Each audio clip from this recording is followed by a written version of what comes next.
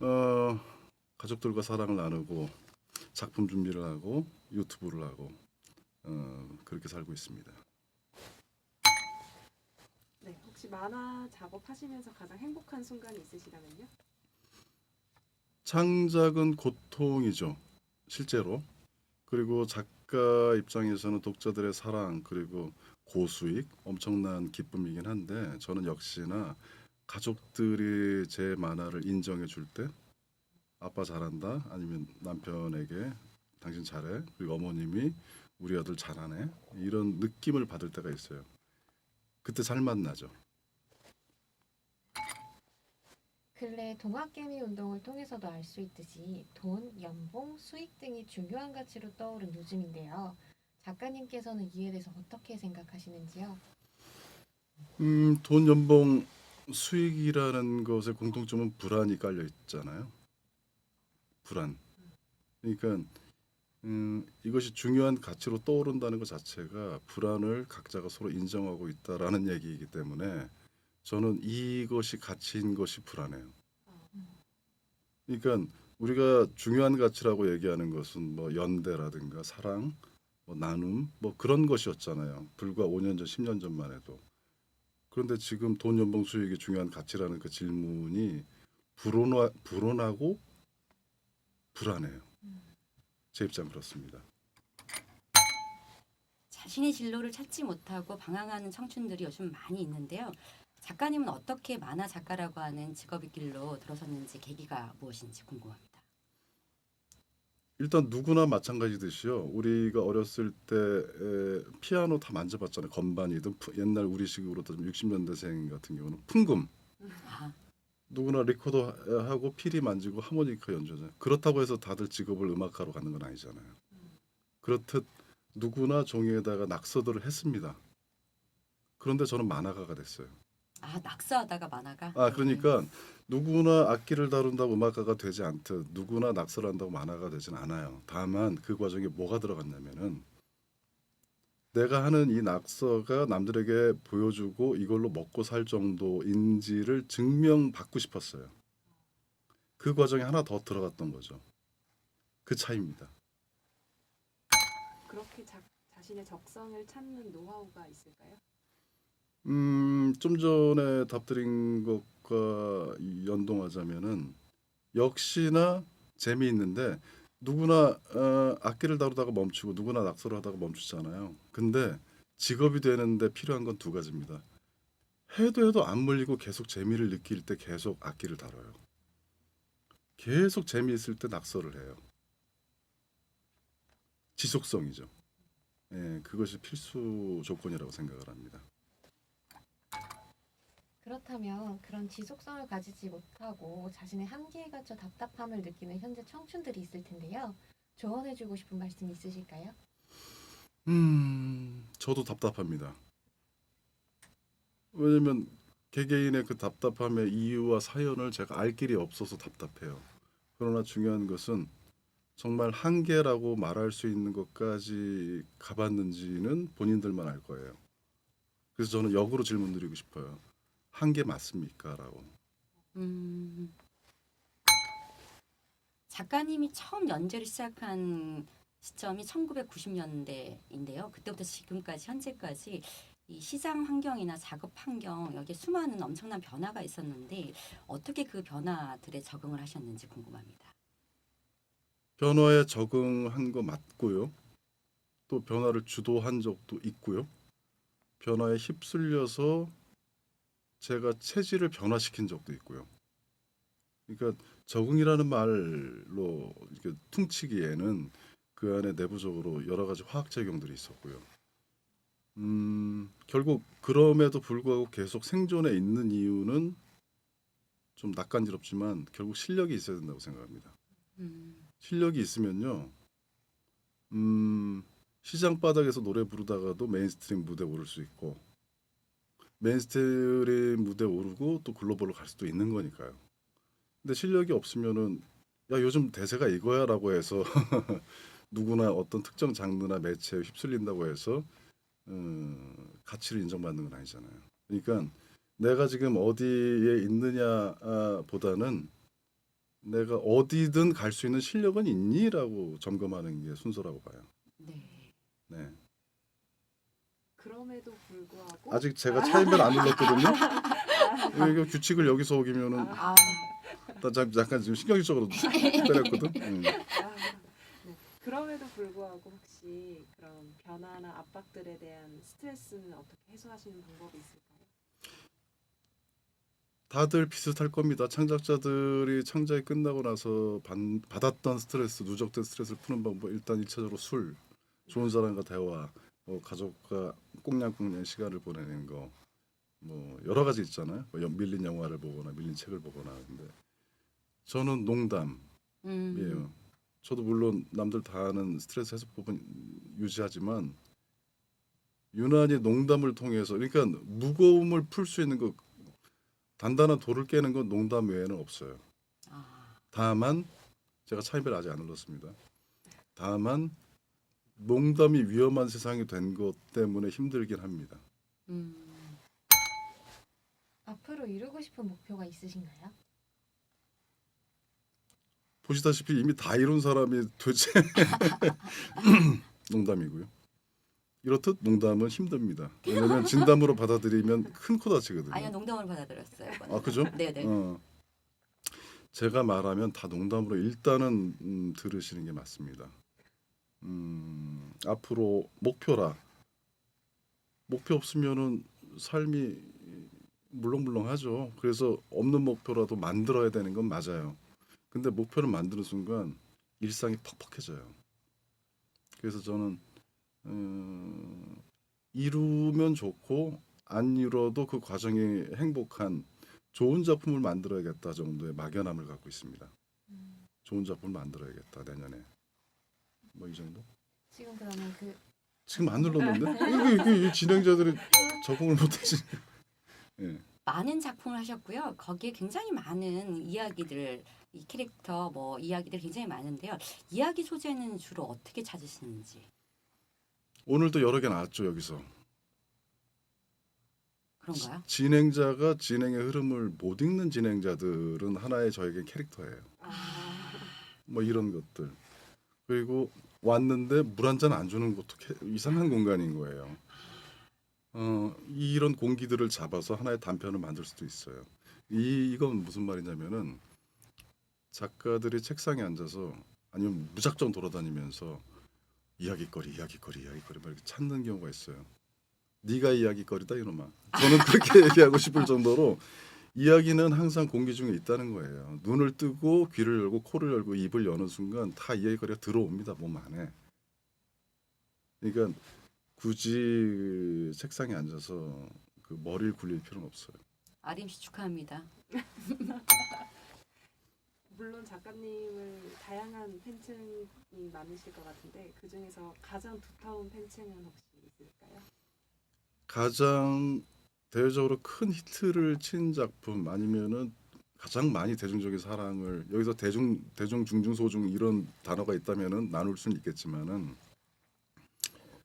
대중이라는 건 불특정 다수의 다른 이름이잖아요. 어제 제 팬이 오늘의 제 적이 되는 경우도 있어요. 선생님 사랑해요, 팬이에요. 제 인생을 바꿔주셨어요. 선생님 작품 때문에 저 결혼했잖아요. 온갖 팬들이 있고요. 어느 순간 악플을 달고 있어요. 팬의 여러 가지 스펙트럼을 드리는 이유고 제가 가장 두껍고 두텁고 지속 가능한 팬이라고 생각하는 것은 같이 나이를 먹는 팬들이에요. 아, 특정한 작품을 좋아하고 특정한 작품을 외면할 수는 있어요. 그런데 그 휘발성이 강해요. 뭐 창작자가 그렇게 팬을 갈라내거나 골라내면 안 되지만은 굳이 제가 인정하고 사랑하는 팬은 제가 나이를 먹음과 동시에 그분들도 나이 먹으면서 같이 작품을 논하는 팬들이 있어요. 그랬지 하면서 행복해요. 전전 질문이랑 좀 이어지는데요. 작품 아이디어 혹은 스토리를 구상하는 본인만의 방법이 있다면? 아까 질문에 답을 드렸던 거를 좀 더 농밀하게 이야기 드리면은 눈, 코, 입을 여는 것의 의미는 뭐냐면 끊임없이 관찰하라는 의미예요. 눈뜬 장님이란 얘기 있잖아요. 아니 당신 말대로 눈 떴는데 이야기 안 떠오르는데 아 죄송합니다. 눈만 뜨셨군요. 예? 그러니까 관찰하라는 거예요. 그리고 감정이입을 하라는 거예요. 컵이 하나 있는데 물이 3분의 1 정도 남았으면은 누군가는 스쳐 지나가요. 왜 눈만 떴으니까. 근데 창작자는 포착하죠. 누군가 먹었다. 근데 3분의 1 남았으니까 깔끔치가 않은 거 보니까 급히 나갔다. 예? 치우지도 못할 정도로 급히 나갔다. 아니면 컵에 감정이입을 하다 보면 저 컵의 입장에서는 서러울 거다. 자기의 용도가 깔끔하게 해갈되지 않은 상태로 있어야 되지 않을 장소에 어정쩡하게 포지션한 자기의 입장. 저 친구의 기분은 어떨까? 그러니까 그 상황을 추리하고 그 전과 후의 공기를 포착하고 각 피사체의 감정을 이입하고 이런 가장 기본적인 것들을 해내면은 이야기가 되죠. 결국 관찰, 바로 감정이입. 그 두 가지를 말씀드리고 싶습니다. 혹시 올해 들어서 새로 생긴 습관이 있다면? 조라는 걸로 끝나는 말투가 생겼어요. 조. 아이 그랬죠. 전 그렇게 생각합니다. 조. 이건 좀 무리인가? 하여튼 뭔가 자꾸 조로 끝나더라고요. 제가 유튜브를 하면서 이제 업로드 저는 유튜브를 무편집 무삭제예요. 그러니까 녹화 버튼 누르고 20분이든 30분이든 녹화를 한 다음에 수음을 한 다음에 바로 업로드를 하고 보질 않아요. 왜냐면 그 안에 맞조가 끼건 실수를 했건 뭐 제가 헛다리 짚었건 말이 앞뒤가 그 20분 안에도 말이 서로가 충돌을 일으킬 때가 있거든요. 그러면은 견고하고 꽤 단단한 자기 자신을 보기 위해서 편집은 필수예요. 그래서 저는 유튜버는 아닌데 유튜브에 나오는 영상들 보면은 너무 단단한 철학과 단단한 발성 발언을 하고 있어요. 흠이 없어요. 결이 없어요. 흠결이 없어요. 왜냐면 다 편집에 의해서 만들어진 거잖아요. 근데 실제로 우리가 그들을 만날 때 버벅대거나 아니면 말이 5초 사이에도 앞뒤가 틀리거나 뭔 말인지도 모르겠거나 그런 경우가 많을 거예요. 오늘 저희 같은 아마추어가 좋다는 말이죠? 우린 다 맞으니까. 그러니까 날 것 그대로 그래 이게 나야. 나 실수했어. 그리고 1분 전에 말 솔직히 기억 안 나는데 이런 태도마저도 무삭제 무편집으로 보여주고 싶은 마음에 그냥 저는 절대 손을 안 대요. 그냥 녹화 버튼 누르고 끝나면 바로 업로드하고. 질문이 그게 아니었잖아요 지금. 습관이라는 것은 자꾸 이제 뭔가를 다듬어서 꾸미려고 하는 것들을 버리려고 해요 요즘은. 그러니까 이게 습관의 질문에 맞는 답일지는 모르겠으나 자꾸 날 것 그대로 좀 표현하고 담으려고 하는 방향성이 있습니다.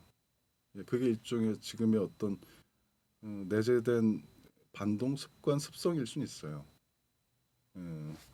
빨리 대답 마무리해야지. 지금 코로나19로 당장 실현되기는 어렵지만 백신을 맞고 여행을 가신다면 어디로 떠나고 싶으신가요? 특정 나라, 특정 지역, 특정 공간을 얘기하라면은 저는 전국이죠, 당연히. 전국을 같은 공기에 있는 이곳도 돌아다니지 못했으니까 그 답답함이 해결이 된 이후에 또 이제 외국 제가 코로나 이전에도 외국 뭐 초청이든 뭐든 많잖아요, 작가들은 뭐 전시다 뭐다 해서 안 갔어요. 이유는 딱 하나, 짐 싸기 귀찮고 짐 풀기 귀찮아서. 헐. 그 초청은 대부분 아시잖아요. 그 숙박, 뭐 맞아, 숙식 맞아요. 뭐 다 네. 해결되고 통역도 다 돼주고 어차피 저 통역 없이 얘기하거든요. 바디랭귀지로. 아. 저의 전 세계 언어는 이거예요. 응? 아 이거 표정을 보여드릴 수가 없잖아요. 이게. 유튜브 보시면 아실 수 뭐 있어요. 이걸로 다 돼요. 근데 그것마저도 귀찮아요. 짐을 싼다는 거 푼다라는 것이 귀찮아요. 근데 갑자기 코로나 풀렸다고 이제 어디 가시겠습니까? 뭐 막막하네. 근데 저는 갑옷을 풀어낸 기분, 그 기분 상태의 마음으로 여행을 가고 싶어요. 제가 가고 싶었던 건 정서 여행인데 특정한 장소에 내 몸을 던지고 싶은 것보다는 지금 갑옷을 꽉 그 원치 않는 코르셋을 한 느낌이잖아요. 그 성별을 떠나가지고 이걸 좀 다 풀고 싶어요. 예, 그게 여행이겠죠. 네. 아시는군. 타임머신이 있다면 타고 가보고 싶은 연도가 있으실까요? 제 나이는 뭐 아시는 분 다 아시니까 제가 83년도가 중학교 2학년이었습니다.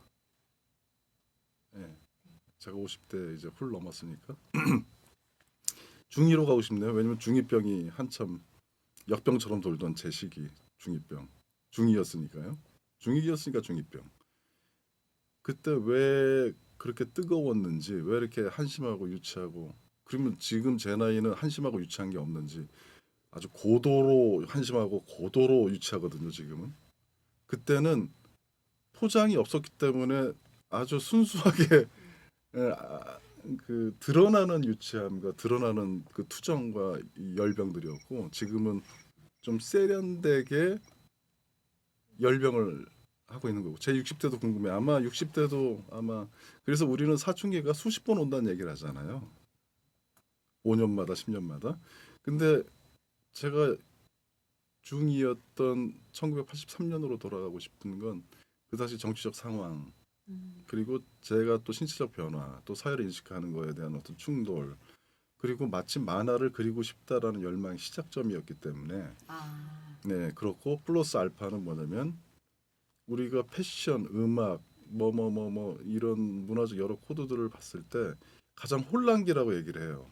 우리가 유치하다고 흔히 뭐 요즘은 이제 레트로지 뭐니 이렇게 하지만 그것 또한 그 낑깡족 같이 쉽게 지나갈 단어인데 나중에 4, 5년 후에는 우리가 유치한 어떤 복장, 헤어스타일, 뭐 주성재 영화에서 가끔 나오는 막 이상한 레트로풍 그것도 80년대 모델이에요. 아, 나 주성치 좋아하는데. 그리고 또 이제 그 또 음악의 그 정말 혼란기 온갖 음악들이 장들이 막 뒤죽박죽 메탈도 막 LA 메탈부터 수많은 메탈들의 수십 가지 이름이 범람하고 온갖 신디사이저 뿅뿅뿅뿅이 난리치고 온갖 복장들 뭐 컬처크로 보이 듀란듀란 뭐 이런 그 보이 밴드들이 막 여기저기서 튀어나오고 제2의 뭐 미국 침공 일으키고 뭐 이랬던 그 시기의 시작점 그리고 MTV 개국이 되던 시기 하여튼 문화적으로 대혼란기 제가 사랑해 맞이하는 그 60년대 말에서 70년대 초중까지의 히피 문화 인간이 만든 가장 혼란스럽고 아름답고 굉장히 이상적이면서 참혹했던 그 시기의 우드스탁 운동들 플러브 무브먼트 그 시기와 정반대에 있는 조잡한 시기가 80년대 초중이라고 보는데 그래도 행복했습니다. 그 혼란 나이키를 신고 싶었으나 월드컵을 신었던 그 시기 1983년으로 돌아가서 그때 저를 마주보면서 즐거운 얘기를 할 것 같아요. 이 얘기 너무 길었네요. 끊을까요? 네네. 가장 최근 스스로 이 중요한 점이 스스로 본인입니다. 스스로에게 흡족했던 에피소드가 있다면. 말도 안 되는 제안이 많습니다.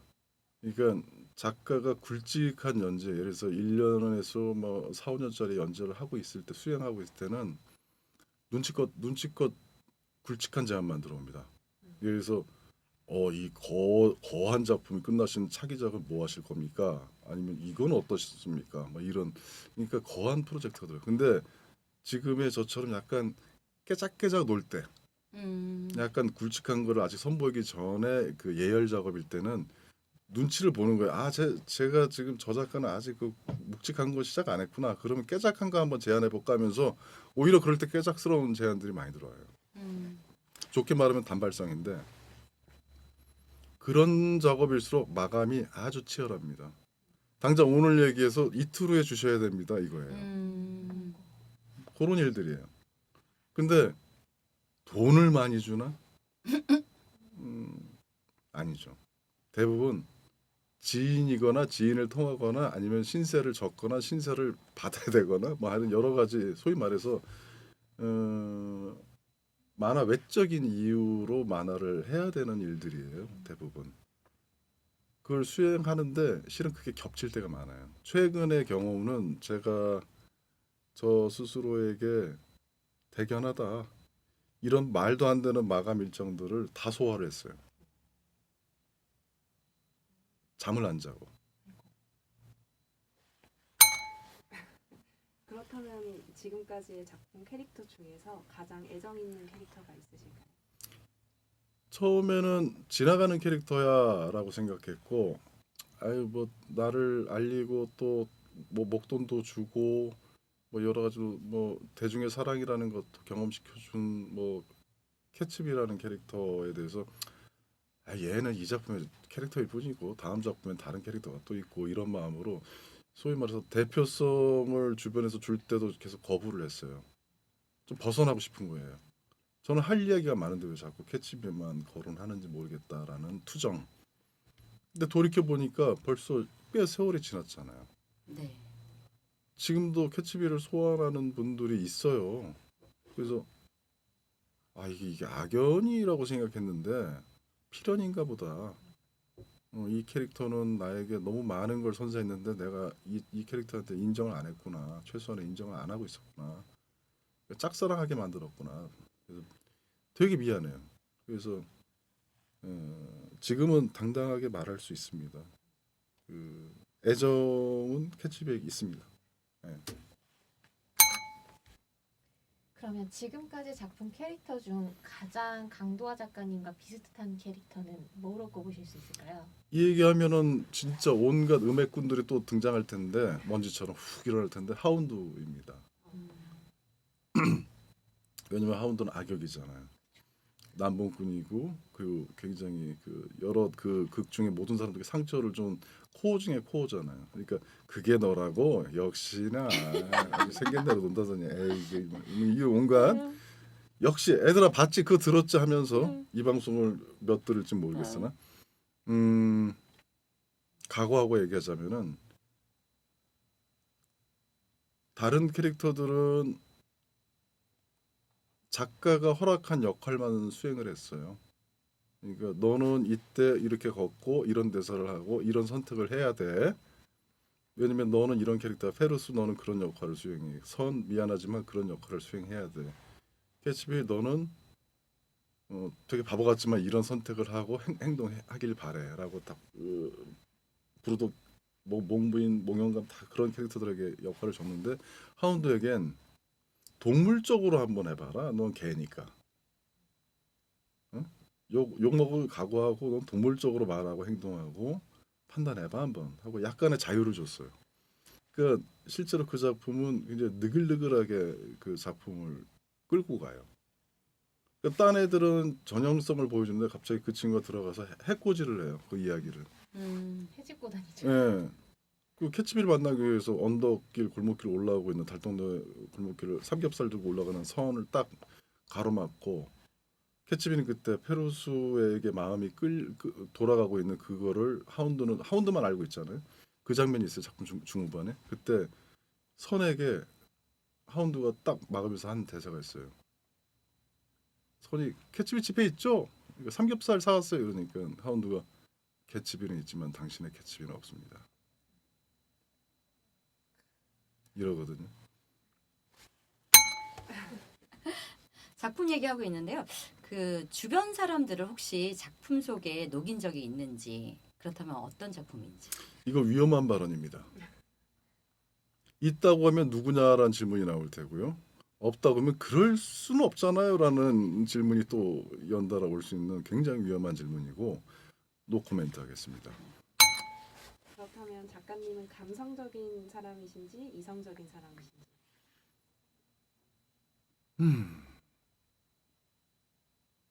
이 일은 굉장히 이성적이라고 생각을 해요. 그리고 생활은 굉장히 감성적이라고 생각해요. 굳이 이성과 감성으로 나눠서 하는 질문에 답을 하자면 그런데 일은 이성적으로 해요. 왜냐면은 지금 30년 작가 생활했으니까 데이터가 안에 몸 안에 들어왔을 수밖에 없잖아요. 소재만 보고 시퀀스 제목만 나와도 그거를 뭐 5분 안에 휘리릭 한 앱으로 연출할 수 있는 데이터가 몸 안에 있습니다. 그건 굉장한 장점이죠. 근데 이건 이성일까요? 감성일까요? 아니면 또는 동물적인 걸까요? 뭐라 표현하기가 힘들죠? 아 그러네요. 그죠? 그러니까 정확한 판단을 하는 데 있어서 기초 베이스를 제공하는 게 무엇이었을까 보면은 이미 동물화된 데이터들이에요. 내 몸속에 감각적으로 인이 박혀버린 것들이에요.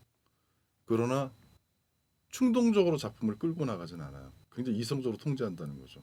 그러니까 작품을 할 때만큼은 큰 카테고리로 보면은 이성적이다라고 얘기할 수는 있어요. 그리고 생활 제가 감성적이라고 얘기를 해요. 제가 지금 화법을 보면 알겠지만은 시장에서 물건 흥정하는 사람의 언어예요. 이렇게 세련되지는 못해요. 근사하게 말을 하려고 하지도 않고 그냥 일상적인 용어를 씁니다. 그렇다고 동물적인 언어를 쓰는 건 또 아니잖아. 제법 나름 곳곳에 이성적인 판단이 있거든요. 그러니까 이성적이거나 감성적인 게 구분이 되질 않아요. 실은. 자 이제 이성을 가지시죠. 배를 네. 누르시고. 요즘 엔잡러라고 해가지고 부캐를 직업화하는 트렌드가 있어요. 부캐릭터. 그러니까 지금 작가님은 본캐. 본캐가 작가시잖아요. 근데 이제 부캐릭터로. 부캐릭터로 다른 직업화 하실 수 있는 것들도 있으실 것 같아요. 지금 설명이 좀 길었는데 10년 뒤에도 내가 갖고 싶은 직업이 무엇인지 여쭤보고 싶어요. 만화를 제가 벗어나서 살 수는 없을 거예요. 그래서 제가 마침 페북에 한 3, 4일 전에 비슷한 글을 한번 썼었어요. 3, 4일 된 것 같은데 내 인생에서 내 일상에서 내 삶에서 만화를 싹 빼고 나는 뭐가 남는지를 생각을 해봤어요. 그랬더니 없어요. 그래서 되게 서늘함을 느꼈어요. 와 이렇게 절대적이었다니.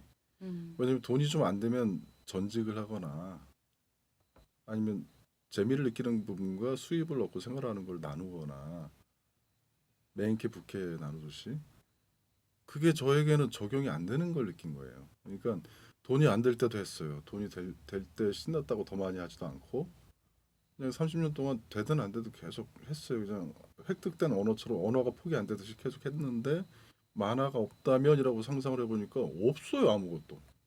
물론 가족 빼고는. 야 이게 뭐냐 뭐 이따구로 이렇게 빡빡하게 살았대. 어떻게 뭐 숨통이 있고 좀 이거 안 하고 가끔 목공일도 하고 낚시도 다니고 뭐 이게 저 취미도 없어요 보니까. 이게 뭐 이렇게 살았대. 그래서 되게 서늘하게 잠든 기억이 있습니다. 자 강도화 작가 본인을 한마디로 표현하자면. 아이 뜨거운 사람이죠. 나의 장점은? 농담. 나의 단점은? 농담. 그렇대. 2021년도에 계획이 있다면 농담은 아니죠? 아까 질문에도 제가 답변을 잠깐 드린 것 같은데 좋은 작품 하고 싶다라는 의미가 되게 무겁습니다, 실은. 근데 좋은 작품을 하기 위해서 끙끙끙 앓으면서 좋은 작품 이제 나온다 해서 나오는 게 아니에요. 끊임없이 나다운 작품을 쏟아낼 때 그 중에 좋은 작품이 스미게 되거든요. 그래서 일단 그 전제는 일단은 꽤 왕성하게 많은 작품을 해야겠구나. 많은 표현을 발표해야겠구나. 그러면 좋은 작품은 그 안에 스밀 수밖에 없다라고 생각을 합니다. 네, 그렇다면 나 강도와는 살아 있습니다. 네, 저 이제 잠깐 쉬고 오려고 하는데요. 네. 작가님 혹시 추천해 주실 노래